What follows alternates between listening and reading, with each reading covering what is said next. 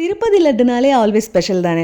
அதை இந்த புரட்டாசி மாதத்தில் நம்ம வீட்லேயே ரொம்ப ரொம்ப சுலபமாக சுவையாக செய்யலாமா? இதை செய்கிறதுக்கு ஒரு பவுலில் 1 டம்ளர் அளவு கடலை மாவு சேர்த்துக்கலாம். இது கூட 2 டீஸ்பூன் சர்க்கரை, 2 டீஸ்பூன் அரிசி மாவும் சேர்த்துட்டு 1 டம்ளர் அளவு பாலை கொஞ்சம் கொஞ்சமாக விட்டு கரைச்சிக்கலாம். முழுசாக 1 டம்ளரும் சேர்க்கணும்னு அவசியம் இல்லை. பேட்டர் இந்த அளவுக்கு கன்சிஸ்டன்சி இருந்தால் போதும். ஒரு 15 நிமிஷம் ரெஸ்ட் விட்டுறலாம். அடுத்ததாக சர்க்கரை பாகு ரெடி பண்ணுறதுக்கு எவ்வளோ கடலை மாவு எடுத்தோமோ அதே அளவு, அதாவது 1 டம்ளர் அளவு சர்க்கரை சேர்த்துட்டு கொஞ்சமாக தண்ணி விட்டு நல்லா கரைஞ்சி பிசு பிசுன்னு லைட்டாக ஒரு கம்பி பதம் வந்தால் போதும். இது அப்படியே இருக்கட்டும்.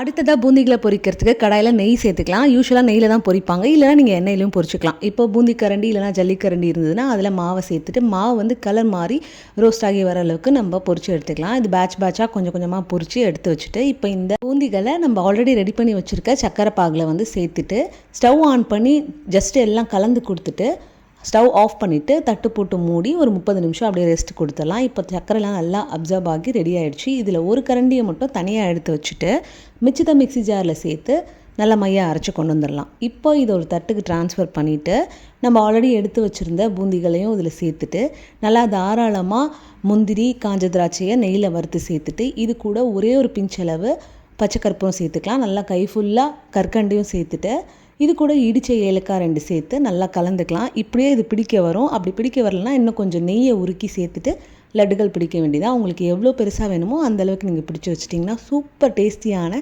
அப்படியே திருப்பதியில் கிடைக்கிற டேஸ்ட்டில் லட்டு ரெடி ஆகிடுச்சு. நீங்களும் இந்த லட்டு ரெசிபியை ட்ரை பண்ணி பார்த்துட்டு இந்த மாதிரி ஈஸியான ரெசிபீஸ்க்கு மறக்காமல் நம்ம பேஜை ஃபாலோ பண்ணிக்கோங்க. டாடா.